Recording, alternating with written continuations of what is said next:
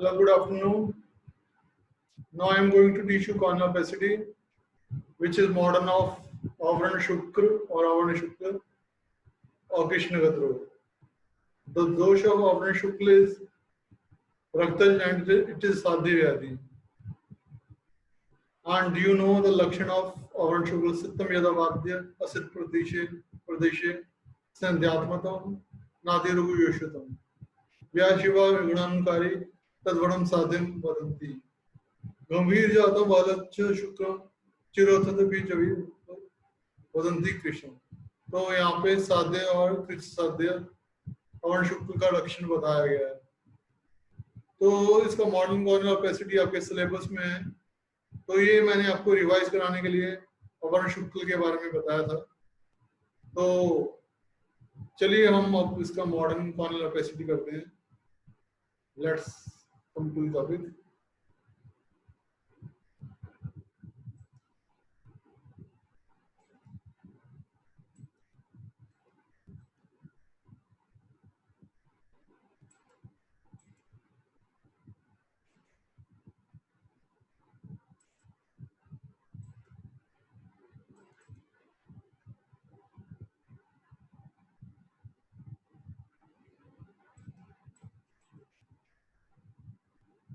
Corneal opacity.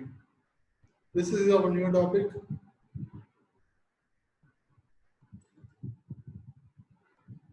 Corneal opacity is a disorder of the cornea, which can cause serious vision problems. Corneal opacity occurs when the cornea becomes scarred. This stops light from passing through the cornea to the retina and may cause the cornea to appear white or clouded over. तो corneal opacity जो ऐसा disorder है जो serious vision problems को create कर सकता है। ये तब होता है जब cornea में scar formation हो जाता है। तो जो लाइट है वो कॉर्निया से रेटिना तक नहीं पहुंच पाती है, जिसके कारण पर्सन को देखने में असमर्थता हो जाती है और कॉर्निया का कलर भी चेंज हो जाता है, व्हाइट कलर का हो जाता है, या जैसे बादल छाए हुए हों आकाश में ऐसा कलर कॉर्निया का हो जाता है। फिर इसके कॉजेस पे आते हैं। Corneal ulcer, vitamin A deficiency, measles, which results in scarring infection of eye, foreign body striking the eye injury, either chemical or physical.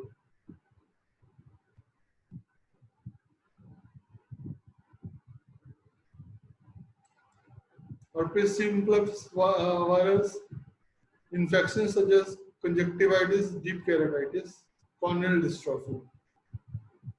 तो यहाँ हम देखते हैं कि कॉजेस में अल्सर से लेके डेफिशिएंसी के कारण या ट्रॉमा के कारण या डिजीज जैसे मीजल्स फॉर एग्जांपल या वायरल इन्फेक्शन के कारण, कंजक्टिवा और कॉर्निया की इन्फेक्शन के कारण और डिस्ट्रॉफी ऑफ कॉर्निया के कारण ये जो है कॉर्नियल ऑपेसिटी डेवलप हो सकता है। और इसके साथ साथ रीजनरेशन के कारण it can be regional change, wearing contact lenses for a long period, especially overnight, may increase the risk of eye infection and thus increase the chance of developing corneal opacity. बहुत लंबे समय तक contact lenses पहनना और specially रात के समय पहन के सो जाने से क्या आई में इन्फेक्शन हो जाएगा, जिसके कारण जो है corneal opacity के होने के चांस बढ़ जाते हैं। Then coming to clinical features, it may produce visual disturbance. The visual disturbance corresponds to sight and density of the corneal opacity. तो ये visual disturbance कर सकता है, देखने में दिक्कत को ला सकता है, परेशानी कर सकता है, और ये इस बात पे डिपेंड करेगा visual disturbance कि जो opacity है वो किस जगह पे है और कितनी density है उसकी, उसका मोटाई या डेंसिटी कितनी है, कितने कॉर्निया का स्ट्रोमा उसमें इन्वॉल्व हुआ है, इस बात पे कॉर्नियल ऑपेसिटी विजुअल डिस्टर्बेंस पे डिपेंडेंट है। Corneal opacity is graded according to its density as nebular corneal opacity, ये corneal opacity की types हैं, macular corneal opacity, leukomatous corneal opacity, adherent glaucoma, corneal facet, characteria।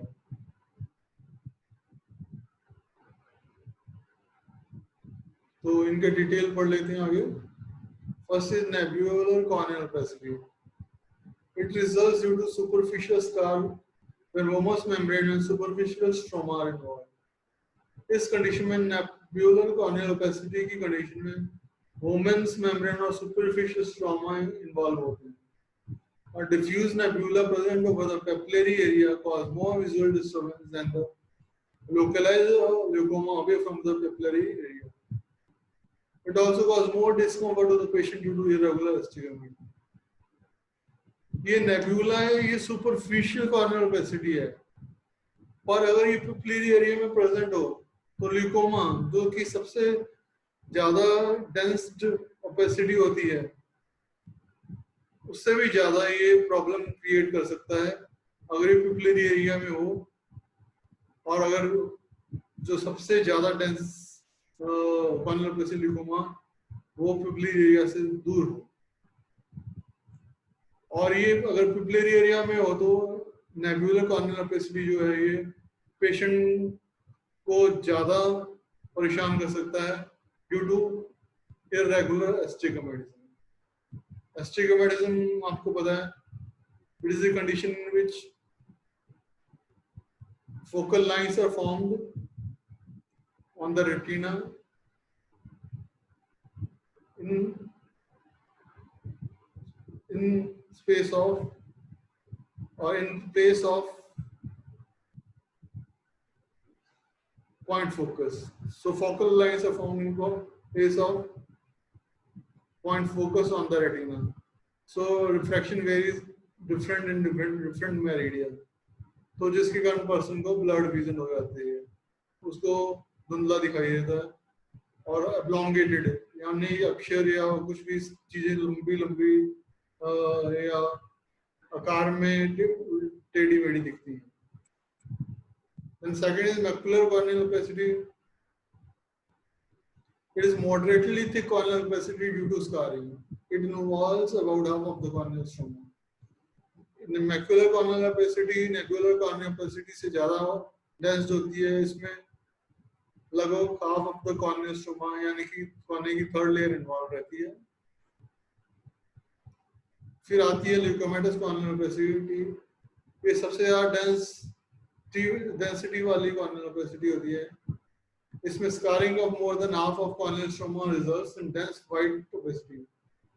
तो more than half the corneal stroma इसमें involve होता है और dense white opacity हो जाती है, इसको ल्यूकोमेटस कॉर्नियल ओपेसिटी कहते हैं। देन फोर्थ जो है adherent leucoma, perforation of cornea along with adherence of iris tissue with the leucoma results into this condition। तो जब कॉर्निया में परफोरेशन हो जाती है और जो आयरिस का टिश्यू एडहियर उसके साथ हो जाता है, और ल्यूकोमा वाली कंडीशन में जब परफोरेशन और एडहेरेंस ऑफ आयरिस टिश्यू दोनों ल्यूकोमा के साथ मिल जाते हैं तो इस कंडीशन का राइज होता है।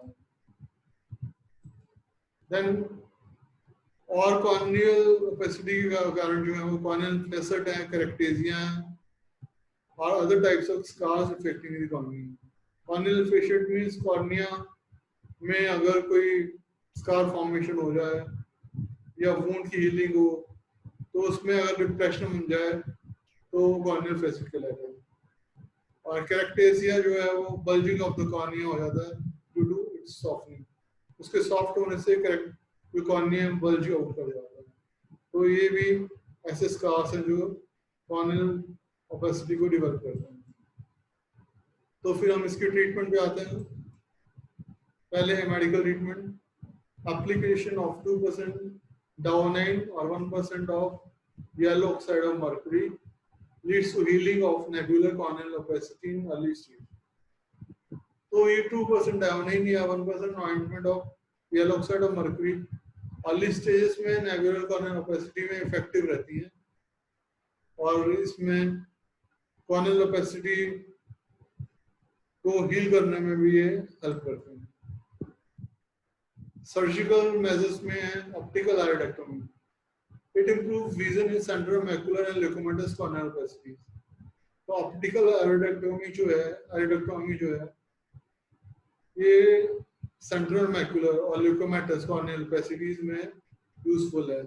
जब मैकुलर और ग्लाइकोमा टाइप की कॉर्नियल ओपेसिटी सेंटर में प्रेजेंट हो तो ऑप्टिकल आयोडेक्टोमी यूजफुल होती है। Then phototherapeutic keratectomy, that is PTK. If the scarring is close to corneal surface, it may be performed using laser technique. तो phototherapeutic keratectomy laser technique से perform की जाती है जब स्कारिंग जो है वो कॉर्नियल सरफेस के पास में हो और नजदीक में हो। और very severe cases corneal transplant is needed. तो बहुत सीवियर केसेस में कॉर्नियल ट्रांसप्लांटेशन जो है नेसेसरी हो जाता है। Then tattooing. तो टैटूइंग जो है सिर्फ कॉस्मेटिक पर्पस कि पर्सन को लगता है कि डिसफिगरमेंट हो गई है मेरी आईज की, मेरी आईज पता नहीं कैसे लगती होंगी, मेरा फेस पता नहीं कैसा लगता, तो उसके लिए टैटूइंग की जाती है। It is perform with 4% gold chloride to provide brown colour and 2% platinum chloride to provide black colour. तो ये टैटूइंग क्या विजन में कोई यूजफुल नहीं है, इसका सिर्फ ये कलर दे देती है ओपेसिटी को ताकि जो पर्सन को बुरा लग रहा है वो उसको उतना ज्यादा फील ना हो। Thank you listening to this topic carefully. Please learn it. It is an important disease and I am going to ask you questions when you will come back. So have a nice day. Keep studying. और 2015 वाले batches के तो exam भी पास में आने वाले हैं। अभी कोरोना वायरस के कारण डेट तो कोई फिक्स नहीं हुई है पर एग्जाम तो होने ही है। तो मेरे द्वारा तो पूरा सिलेबस करवा दिया गया। जो टॉपिक मेरे बुक सबके पास लगभग है, अगर है तो अच्छी बात है, नहीं है तो उसको अरेंज करो। और जो टॉपिक्स नहीं थे वो मैं करवा चुका हूँ, तो अभी भी लगा हुआ हूँ। अगर किसी को कोई स्पेसिफिकली कोई टॉपिक नहीं समझ आ रहा हो या वो ये चाहता हो कि पहले वो टॉपिक करवा दें तो I am ready to do so.